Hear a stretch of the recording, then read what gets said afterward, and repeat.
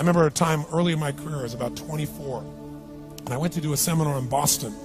And in those days, a big seminar for me was like 125 people. It was a 3-day seminar, and we worked around the clock, and people made such extraordinary changes in their life. And at the end of it, I was feeling so fulfilled. I was thinking, my God, I'm 24, maybe 25 at the time, and I am so happy because I have found my mission in life. I'm doing what I love. It's making a difference in people's lives. This is extraordinary. So we finished about midnight on the Sunday night. And around midnight, I'm still wound up, so I don't feel like going to bed. So I decided, okay, let me take a walk here, and I decided to go through Copley Square. If you've been through Copley Square, it's a pretty neat place.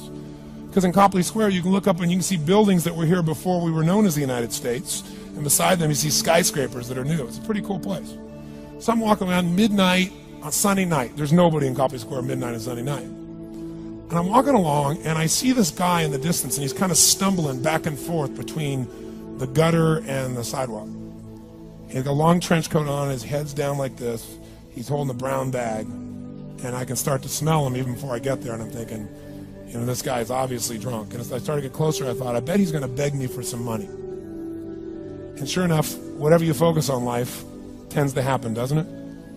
So sure enough, he gets real close to me, and I thought all of a sudden he wasn't going to do it, and all of a sudden he popped his head up. It was really weird. He went, "Mister!" He had this really bizarre looking sounding voice. He went, "Mister, could you loan me a quarter?" And I thought, do I want to reward this behavior? And then I thought, I don't want him to suffer. Do you have this dilemma sometimes? Like, I'm not here to judge. So years ago, I finally decided I always just give. Even if the person's pulling a scam, that's for them to deal with. If I have the ability, then I give. And so I thought, but could I teach him something? So I asked him a question back. I said, is that all you want is a quarter? So he goes, yeah, just one quarter. One quarter changed my whole life. One quarter. I said, really? He said, yeah, one quarter. So I reached in my pocket, and I pulled out my money clip. And in those days, I was, very young, just starting to succeed. And my original mentor was a man named Jim Rohn. I don't know, how many have heard of Jim Rohn? Yeah, he's a great guy. And Jim told me, he said, Tony, look, you've come from a poor background. You got a poor psychology. You got to change it. He said, you don't have any money, so pretend you do. He said, start training your brain. Condition it. He said, go save all your money, get $300 bills, and put them on the outside of your money clip, even though you only have $5 in between them. So every time you put it out, you'll see that, you'll feel inspired, you'll feel better. He said, and you'll feel better, you'll do better. So I was like, okay. So I did. So I pulled my money clip, and sure enough, I got $300 bills in. I made sure he saw the bills. So I'm tearing through that, right? Looking in between there, see if I can find some change. But I made sure he saw it. Sure enough, he's looking at the $100 bills, checking it out. I find the quarter, I pull it out, take the money, put it in my pocket. I notice he's watching my hand going into the pocket. I took the quarter, and I looked at him, and I said, sir, life will pay any price you ask of it. And I gave him the quarter. And then something really interesting happened. He took the quarter. He looked at the quarter. He looked at me. He looked at my pocket. He looked back at the quarter, looked at me, looked at my pocket, looked at me again, looked at the quarter, looked at my pocket, looked back at me and said, you're weird. And then he shuffled on off like this, right?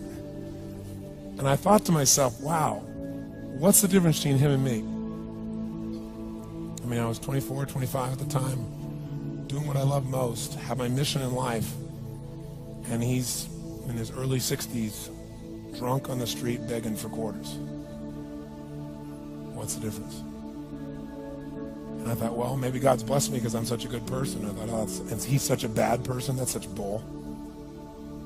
And I thought, wow, maybe the answer to that question is what I just told him. Life will pay whatever price you ask of it. But you know what's interesting? You got to ask intelligently. In the Bible it says, ask and you shall what? Yeah, pretty good formula. You ought to look into it. But you know what? It says ask and you shall receive, but I'm sure it meant ask intelligently. I'm sure that's what God meant. I'm sure he didn't mean bitch and you will receive. Whine and you will receive. I don't think that was the instruction. Now, if you were going to ask intelligently, there might be 5 elements of that. Number one, you'd have to ask specifically, wouldn't you? You wouldn't ask in a general way. People do it all the time. They go, I want more money. Fine, here's $1. Get out of here. Very often, you're getting what you're asking for. You're just not aware of how general you're asking. Clarity is power. The more clear you are about exactly what it is you want, the more your brain knows how to get there. Your brain is a servo mechanism. It's like a bomb. Those bombs, those missiles, they have a servo mechanism. So if the target moves, it knows what the target is, it follows it. Your brain, when you condition it, knows exactly what to go for and will find a way to get there. Did you ever buy a certain outfit or a certain car and suddenly see that car outfit everywhere? How many of you have had that experience? Say, aye. How come that car outfit's everywhere? It always was everywhere, but now you notice it. And the reason is because there's a part of your brain called the reticular activating system, the RAS. That part of your brain determines what you notice and what you don't notice. Your brain spends most of its time trying to make sure you don't notice because you'll go crazy if you notice everything. But when you decide what's most important to you, your brain goes after it. Everyone I know who's successful builds what I call an RPM plan. An RPM is built on the metaphor that the way to get from where you are to where do you want to go to the fastest is you got to build power, like in a car, RPMs. And the R stands for they know the result they're after. They know what they want precisely. If you don't know exactly what you want or you let yourself get beyond that into something general, you're not going to achieve it. Clarity is power. You got to know the specific result you're after. What do you want? If you can't answer that question right now in your personal life, in your body, in your relationships, in your finances, in your spirituality, then you're not going to be as fulfilled as you want to be. Today we're going to have you answer one of those questions at least. The second part of it, you got to know why you're doing it. Because you know what? You may get a big goal. Somebody says, I want to make $1 billion. I want to bring peace to the earth. Why? Because as soon as you come up with a goal, all the obstacles show up. Unless you've got enough emotional drive to break through that, you're never going to discover what it really takes. So you got to get yourself past that. And the way to get past that is have enough reasons. Reasons come first, answers come second. This man did not know what he wanted. He did not have enough reasons. To ask intelligently, you got to ask specifically. To ask intelligently, you got to know why you want it, have enough drive to make it happen, enough juice to make it happen. If you don't have enough reasons, you will not make it happen. And the M is, what is your massive action plan? What is going to get you to actually fall through? Because the first plan's not going to work and the second plan's going to work, so you better have enough plans that if the first two don't work, you still got something else. Otherwise, you're going to be having excuses why it didn't work. So asking intelligently requires that. So if we're going to be extraordinary in our results, we've got to be in an extraordinary state. We've got to know what we want and we got to go use it.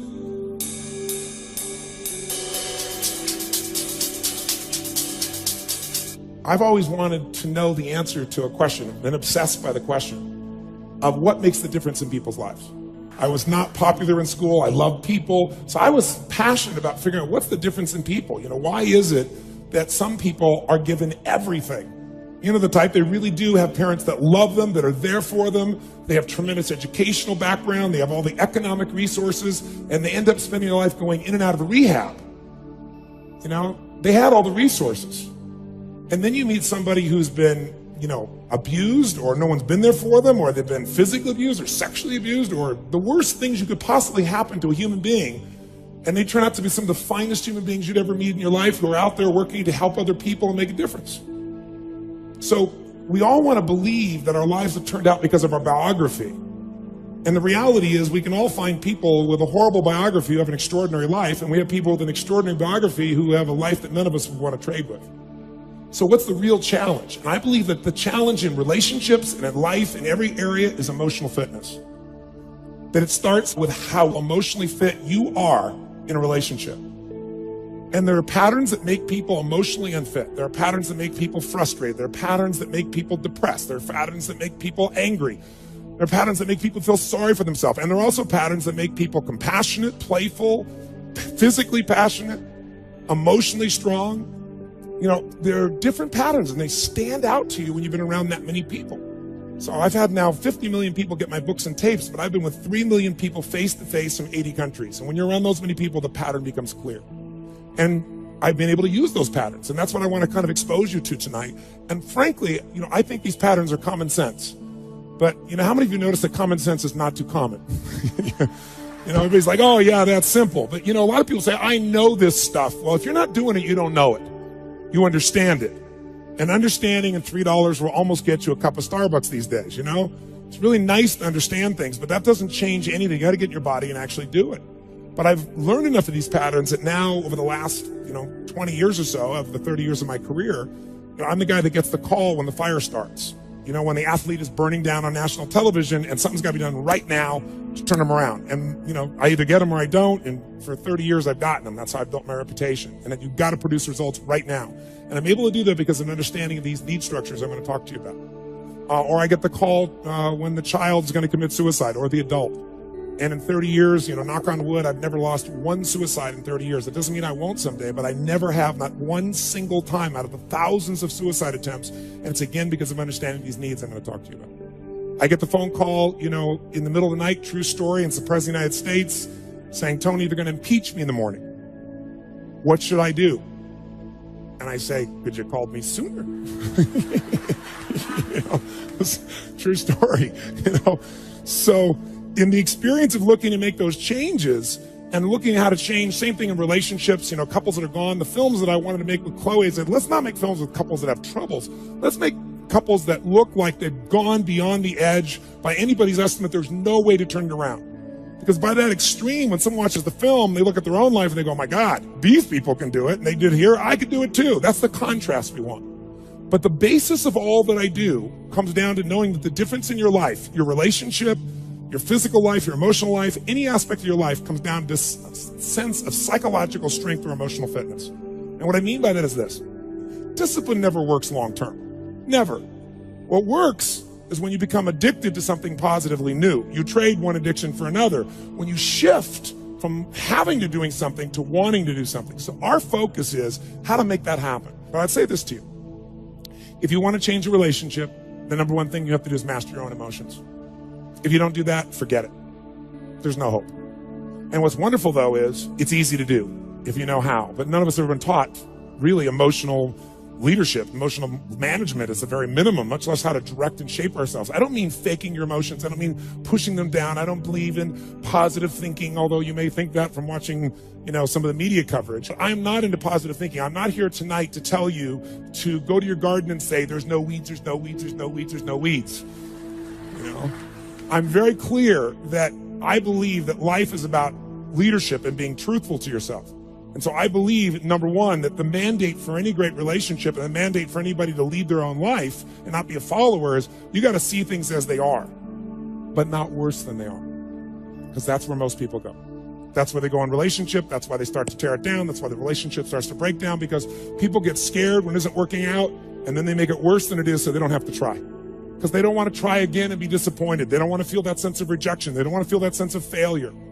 So most people make it much worse than it is. People tell me all the time, oh, I'm skeptical or I'm pessimistic. I said, no, you're gutless. It takes no guts. It takes no courage to be a pessimist, to say it's not going to work, to try to find out what's wrong. What's wrong is always available. So is what's right. So I'm not into positive thinking, but I am into intelligence. And intelligence says, see it as it is. Don't make it worse than it is. I mean, people all the time say, my problem is I'm big bone. No, you're freaking fat. Tell the truth. What is this big bone story? The only way it gets better is if you can see how it is. Don't make it worse than it is. Don't try to make it so it's impossible to change. That's not true. It's not true at all. The second mandate, I think, to changing anything in your life, to leading your life, is once you see it as it is, not worse than it is, then you got to see it better than it is. Because that's the thing that's missing for most relationships. There's no vision. Without a vision, in the Bible it says people what? Perish. And when a relationship has no vision for greater than where they are, that relationship is going downhill, if not destroyed. I believe that every relationship, every part of life, every part of a human being needs a compelling future. If the future's not more compelling than today could be tough, but if the future's compelling, we can get there. And that's what every leader does. And every one of you in this room, and I know some of you are here, I guess, from the general public as well, just for your own relationships, I really acknowledge you for. But I know that you're from the military here, I know the therapists here, people from all walks of life, you're all leaders. What's your job? To lead. Your job is to help people see it as it is, not worse than it is. What's your job? Help them create a compelling future. See it better than it is, so there's a reason to give my all again. Otherwise, there's just no juice. There's no energy. Why? They'll go through the motions, complain with each other, not really believe it's going to work, and nothing will change. And then finally, the third step that we've all got to do if we're going to change our life or anybody else's is make it the way we see it. And that's where strategy comes in. I try to take things that are complex and make them as simple as possible. I've noticed most people in the psychological world try to make it as complex as humanly possible. Because it makes us feel so sophisticated when we can talk with all these complex words and elements and so forth, and we can really, we got our degrees and we're somebody. But you know what? That doesn't help anybody. So I look for a nickel word to get to the heart of something. I've tried to take something complex and make it simple so that people really will apply it. And that's the focus here. I to model the actions of those who succeeded before you. It can be the best financial time, the best emotional time, the best spiritual time of your life, but you better take control of your state. And if you think you're going to do it just by today, you're wrong. You're going to need to get yourself some rituals. Right now, every one of you in this room is controlled by your rituals. I don't just mean this one. I mean every morning you get up. I know your body. I can look at your body right now, and I can guess your rituals. Some of you, your rituals to work out 5 times a week, I can see it clearly. 4 to 6 times a week, it's obvious. Because you couldn't look like that if you didn't do that. Some form of workout. I don't care if it's walking, lifting, whatever. Some of you, it's obvious that lifting weights is part of it. You can see by that man's muscles. I know what his rituals are. Because your life comes from your rituals. And if you don't develop the ritual, you're kidding yourself. How many agree with me on this? Raise your hand, say I. And there are rituals that put you in state, and there are rituals that take you out of state. You have rituals in your relationship, you have rituals with your body, you have rituals around your finances, and the rituals that worked in the reaping time of fall in the markets and in business and in real estate, those rituals won't work now. If you do the right thing at the wrong time, you get pain. I'll say that again. If you do the right, you go, but Tony, I'm doing the right thing, but I'm not being rewarded. If you do the right thing at the wrong time, you don't get rewarded, you get pain. So you better do the right thing at the right time, and to do that, you better know what season you're in, and to do that, you better learn how to change your state. How to take control of your own conditioning. That's what I live for. Does this make sense to you, yes or no? Come on, guys, yes or no? So now it's time to train yourself to do that. I'll show you how fast it can change. Try this just for a second. I want to show you what you can do with just focus. Try this for a moment. I'm going to give you a test. Sit up in your chair with some energy. Make sure your buddy next to you is in a strong state. If otherwise, adjust their state. Come on, change their physiology, whatever they got to do. See if they're ticklish. That might help. Now do this. I want you to look around this room right now and find everything in this room that you can find that is brown. As fast as you can. Look for brown, look for brown, look for brown, look for brown. Look around you, look for brown, look for brown, look for brown. Okay, close your eyes. I'm going to give you a test. With your eyes closed now, shout out loud everything you saw that was red. If you see a lot more brown right now than red, say yes. Open your eyes. Look for red now. I want you to really look for red. Look for red, look for red, look for red. Anything you can find that's red, look for red. All around you, look for red. Raise your hand if you found more red this time and say I. Why did you find more red this time? Because seek and you shall. That's right. Whatever you focus on, you're going to find it. In fact, let me tell you something. You'll even find it when it's not there. How many saw burgundy, called it red, just so you could have more things you counted? Raise your hand. Say, I. Come on. See, whatever you're looking for, you're going to find. So if you want to change your life, my friends, you've got to change your physiology and you got to change your focus. By the way, how fast can you change that stuff? How fast, my friends? How fast? How fast? Come on. In a heartbeat, once you rechange your conditioning. That's all you got to do. And you can do it fast. You can do it with a question or two. Try this right now. Answer this question in your mind and be honest. What in your life today, if you wanted to be, could you feel proud about right now? If you wanted to feel proud, if you didn't feel like, I shouldn't be proud, if you wanted to feel proud, what could you be proud of in your life today? Your children, your health, your body. Is there a problem you faced? Instead of running from it, you finally stepped up and handled it? What could you feel proud of in your life today? If you wanted to feel proud. How many can think of something?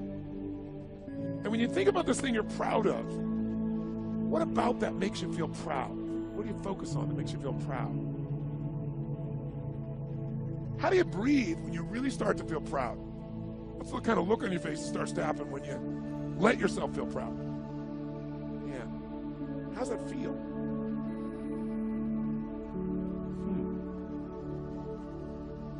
Think of another area of life. Think of an area of your life that you're grateful for.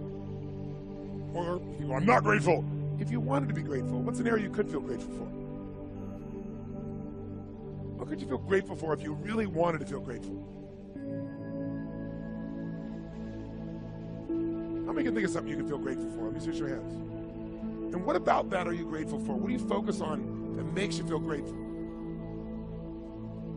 How does it feel when you're really, truly feeling filled with gratitude?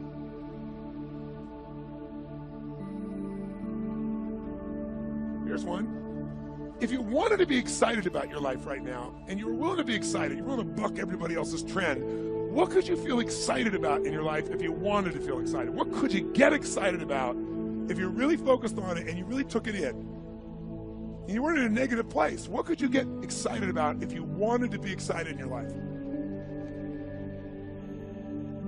What could you get excited about?